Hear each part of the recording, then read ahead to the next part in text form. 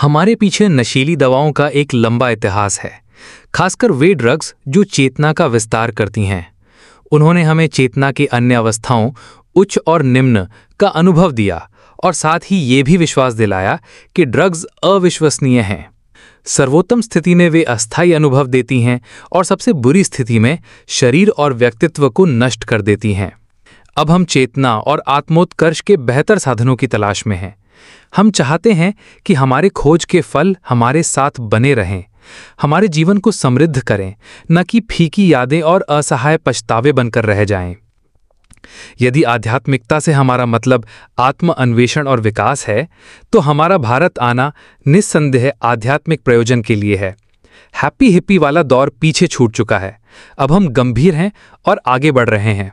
हमें पता है कि एक सत्य है जिसे पाया जा सकता है, लेकिन हम नहीं जानते कि उसे कैसे पाया जाए और पकड़े रखा जाए। हमें किसी प्रमाण की जरूरत नहीं, बस मार्गदर्शन चाहिए। क्या आप हमारी मदद कर सकते हैं? तुम्हें मदद की नहीं, केवल सलाह की आवश्यकता है। जिस चीज की तुम तलाश कर रहे हो वो पहले से ही तुम्हारे भीतर है। मेरे ही उदाहरण को देखो। मैंने अपनी आत्म साक्षात्कार के लिए कुछ विशेष नहीं किया। मेरे गुरु ने मुझसे कहा था कि सत्य तुम्हारे भीतर है। मैंने भीतर देखा और पाया कि वो ठीक वैसा ही है जैसा मेरे गुरु ने कहा था। सत्य को देखना उतना ही सरल है जितना कि आईने में अपना चेहरा देखना। बस आईना साफ और सच्चा होना चाहिए। एक शांत मन जो इच्छाओं और भय से विकृत ना हो, विचारों और मतों से मुक्त हो, सभी स्तरों पर स्पष्ट हो, वही सत्य को प्रतिबिंबित कर सकता है। स्पष्ट और शांत रहो, सजग और अनासक्त, बाकी सब अपने आप होगा। लेकिन आपको अपने मन को शांत और स्पष्ट तो बनाना ही पड़ा होगा, तभी तो आप सत्य को अनुभव कर सके। आपने ये कैसे किया? मैंने कुछ नहीं किया, ये बस अपने आप हुआ। मैंने बस अपने जीवन को जिया, अपने परिवार की जरूरतों का ध्यान रखा। ये मेरे गुरु ने भी नहीं किया, ये बस वैसे ही घटित हुआ जैसा उन्होंने कहा था। लेकिन चीजें अपने आप तो नहीं घटती, हर चीज के पीछे कोई ना कोई कारण होता ही है। जो कुछ भी घटता है वही आगे घटने वाले हर चीज का कारण होता है। कारण अनगिनत हैं, एकमात्र कारण की धारणा ही एक भ्रम है। लेकिन आपने जरूर कोई विशेष ध्यान या योग किया होगा। आप कैसे कह सकते हैं कि आत्म साक्षात्कार स्वयं ही घट जाएगा?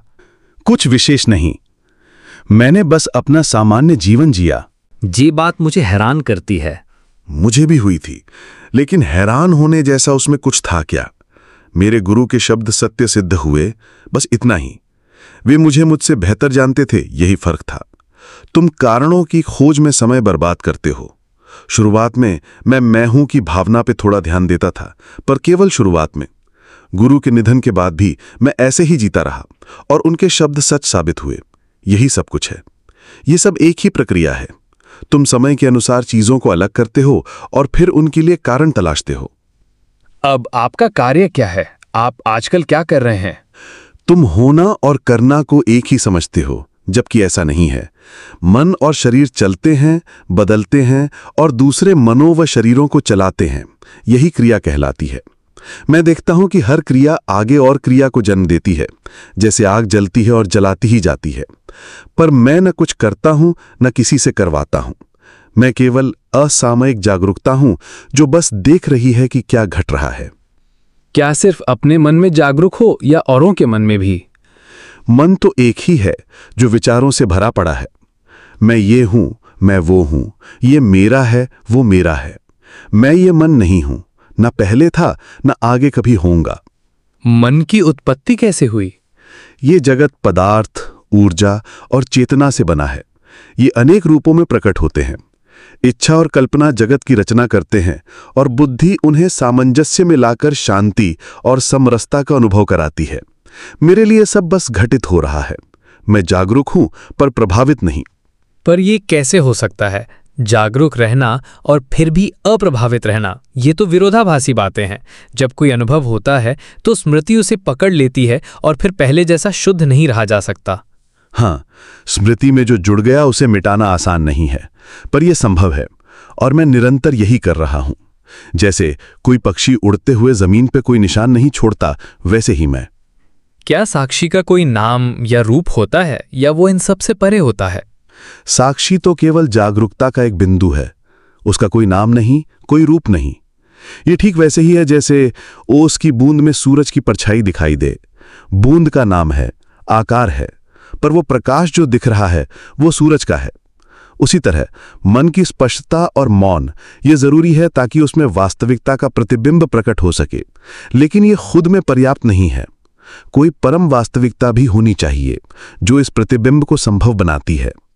क्योंकि वास्तविकता समय से परे सदा विद्यमान है, इसलिए जोर जरूरी स्थितियों पर दिया जाता है। क्या ये हो सकता है कि मन एकदम शांत और स्पष्ट हो, फिर भी कोई प्रतिबिंब ना दिखे? नियति को भी समझना होगा। अवचेतन मन पूरी तरह नियति के अधीन है, वही वास्तव में नियति है। कभी कभी इंतजार करना पड़ता है, लेकिन चाहे नियति का हाथ कितना ही भारी क्यों ना हो, धैर्य और आत्म संयम से उसे हल्का किया जा सकता है। ईमानदारी और पवित्रता बाधाओं को हटा देती हैं और तब वास्तविकता की झलक मन में प्रकट होती है। आत्मसंयम कैसे पाया जाए? मैं बहुत दुर्बल चित्त हूं। सबसे पहले समझो कि तुम वो व्यक्ति नहीं हो जिसे तुम खुद मानते हो। जो तुम सोचते हो वो केवल एक कल्पना या धारणा है। तुम्हारे कोई माता पिता नहीं है, न तुम जन्मे थे न तुम मरोगे। चाहो तो मेरी बात पर विश्वास कर लो या फिर स्वयं अध्ययन व जांच के द्वारा इस सत्य पर पहुंचना। पूर्ण विश्वास का मार्ग तेज है, जांच का मार्ग धीमा लेकिन स्थिर है, पर दोनों को कर्म में परखना जरूरी है। जो सत्य लगता है उसके अनुसार कार्य करो, यही सत्य की ओर जाने का मार्ग है। क्या सत्य का अधिकारी होना और नियति ये दोनों एक ही हैं? हां, दोनों ही अचेतन में होते हैं। सचेतन गुण या योग्यता महज अहंकार होती है। चेतना हमेशा बाधाओं की होती है। जब कोई बाधा नहीं रहती तो चेतना भी पार हो जाती है। क्या ये समझ लेना कि मैं शरीर नहीं हूं आत्मनियंत्रण के लिए आवश्यक चरित्र बल देगा? जब तुम जान लोगे कि तुम न तो शरीर हो और न ही मन, तब तुम उनके प्रभाव में नहीं आओगे। तुम सत्य का अनुसरण करोगे, वो तुम्हें जहां भी ले जाए, और जो करना जरूरी हो वो करोगे, चाहे उसकी कोई भी कीमत क्यों न चुकानी पड़े। क्या आत्मबोध के लिए कर्म आवश्यक है? आत्मबोध के लिए समझ आवश्यक है। कर्म तो केवल सहायक है। जिसकी समझ स्थिर है वो कर्म से पीछे नहीं हटेगा। कर्म ही सत्य की परीक्षा है। क्या परीक्षा आवश्यक है? यदि तुम स्वयं को लगातार परखते नहीं तो तुम कल्पना और वास्तविकता में भेद नहीं कर पाओगे। अवलोकन और तर्क थोड़ी मदद करते हैं, लेकिन वास्तविकता विरोधाभासी होती है। तुम कैसे जानोगे कि तुमने आत्मबोध कर लिया है जब तक तुम अपने विचारों, भावनाओं, शब्दों और कर्मों को नहीं देखोगे और ये नहीं जानोगे कि इनमें बदलाव हो रहा है, बिना ये समझे कि क्यों और कैसे। और चूंकि ये बदलाव इतने आश्चर्यजनक होते हैं, तभी तुम जान पाते हो कि वे वास्तविक हैं। जो पूर्वानुमानित और अपेक्षित होता है वह बहुत कम ही सत्य होता है। व्यक्ति का अस्तित्व कैसे होता है? ठीक वैसे ही जैसे जब शरीर के कारण प्रकाश में रुकावट आती है तो उसकी छाया बनती है, वैसे ही जब शुद्ध आत्मबोध में मैं शरीर हूं की धारणा आती है तब व्यक्ति प्रकट होता है। और जैसे छाया जमीन की स्थिति के अनुसार अपना आकार और स्थान बदलती है, वैसे ही व्यक्ति भी नियति के अनुसार हर्ष और शोक करता है, विश्राम और परिश्रम करता है, पाता है और खोता है। जब शरीर नहीं रहता तब व्यक्ति भी पूरी तरह लुप्त हो जाता है। फिर केवल साक्षी और महामौन, द ग्रेट अननोन ही शेष रहता है। साक्षी वह है जो कहता है मैं जानता हूं, और व्यक्ति कहता है मैं करता हूं। अब मैं जानता हूं कहना गलत नहीं है, यह बस सीमित है, लेकिन मैं करता हूं कहना पूरी तरह असत्य है, क्योंकि वास्तव में कोई करता नहीं है। सब कुछ स्वयं घटित होता है, यहां तक कि कर्ता होने का विचार भी। तो फिर कर्म क्या है? ब्रह्मांड कर्मों से भरा है, लेकिन कोई कर्ता नहीं है। छोटे बड़े, बहुत बड़े असंख्य व्यक्ति हैं जो पहचान के माध्यम से स्वयं को कर्ता समझते हैं, लेकिन ये तथ्य नहीं बदलता कि कर्म का ये संसार, महदाकाश, एक संपूर्ण इकाई है जिसमें सब कुछ परस्पर निर्भर है और एक दूसरे को प्रभावित करता है। तारे हमें गहराई से प्रभावित करते हैं और हम तारों को। कर्म से पीछे हटकर चेतना में आ जाओ। कर्म को शरीर और मन के क्षेत्र में रहने दो, वही उनका क्षेत्र है। तुम केवल शुद्ध साक्षी बने रहो, जब तक कि साक्षीपन भी परमात्मा में विलीन ना हो जाए। कल्पना करो कि एक घना जंगल है जहां भारी लकड़ी पड़ी है। उस लकड़ी से एक पट्टी बनाई जाती है और उस पर लिखने के लिए एक छोटी सी पेंसिल भी। साक्षी उस लेखन को पढ़ता है और जानता है कि यद्यपि पट्टी और पेंसिल का जंगल से दूर का संबंध है, लेकिन जो लिखा गया है उसका उस जंगल से कोई लेना देना नहीं है। वो पूरी तरह से आरोपित है और उसके मिट जाने से कुछ भी बिगड़ता नहीं है।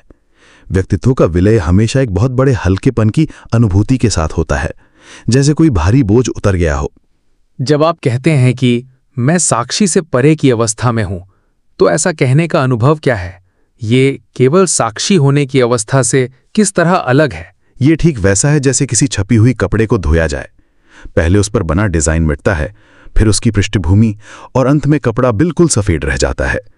पहले व्यक्तित्व होता है, फिर वो साक्षी में बदलता है, और फिर साक्षी भी लुप्त हो जाती है। तब केवल शुद्ध जागरूकता बचती है। कपड़ा शुरू में भी सफेद था और अंत में भी सफेद रहता है। बीच में डिजाइन और रंग बस कुछ समय के लिए आते हैं और चले जाते हैं। क्या बिना किसी विषय के भी जागरूकता संभव है? जब जागरूकता किसी विषय के साथ जुड़ी हो तो हम उसे साक्षी भाव कहते हैं। जब उस विषय से डर या इच्छा के कारण आत्म परिचय जुड़ जाता है तो उसे व्यक्ति कहा जाता है। वास्तव में केवल एक ही अवस्था है। जब वो आत्म परिचय से विकृत हो जाती है तो उसे व्यक्ति कहते हैं। जब उसमें केवल होने का अनुभव जुड़ता है तो वो साक्षी होती है, और जब वो बिना रंग के असीम हो जाती है तो उसे परम कहा जाता है। मुझे लगता है कि मैं हमेशा बेचैन रहता हूं। कुछ पाने की चाह, आशा, खोज, आनंद, फिर उसे छोड़ देना और फिर से तलाश शुरू करना। मुझे इस उबाल में क्या बनाए रखता है? वास्तव में तुम स्वयं को खोज रहे हो, बिना ये जाने कि तुम ऐसा कर रहे हो। तुम प्रेम के योग्य, पूर्ण प्रेमशील की तलाश में हो। अज्ञानवश तुम उसे विरोधाभासों से भरी इस दुनिया में ढूंढते हो, लेकिन जब तुम उसे अपने भीतर पालोगे तब तुम्हारी खोज समाप्त हो जाएगी। लेकिन फिर भी ये दुखदाई संसार तो हमेशा बना रहेगा। पूर्वानुमान मत लगाओ, तुम नहीं जानते। ये सच है कि समस्त सृष्टि विरोधों से बनी है। सुख दुख, अच्छा बुरा, ऊंच नीच, प्रगति अपगति, विश्राम संघर्ष, ये सब एक साथ आते हैं और जाते हैं। जब तक संसार है ये विरोधाभास रहेंगे। हाँ, कभी कभी पूर्ण सामंजस्य, आनंद और सुंदरता की अवधि भी आ सकती है, पर वो भी थोड़े समय के लिए। जो कुछ भी पूर्ण होता है वो पूर्णता के स्रोत में लौट जाता है और विरोधों का खेल फिर से शुरू हो जाता है। तो मैं पूर्णता को कैसे प्राप्त करूं? शांत रहो। संसार में अपना काम करो, लेकिन भीतर से शांत रहो। तब सब कुछ तुम्हारे पास स्वयं आ जाएगा। आत्मज्ञान के लिए अपने काम पर निर्भर मत हो। वो औरों को लाभ पहुंचा सकता है, लेकिन तुम्हें नहीं। तुम्हारी आशा तुम्हारे मन की चुप्पी और हृदय की शांति में है। जो आत्मज्ञानी होते हैं वो अत्यंत शांत होते हैं।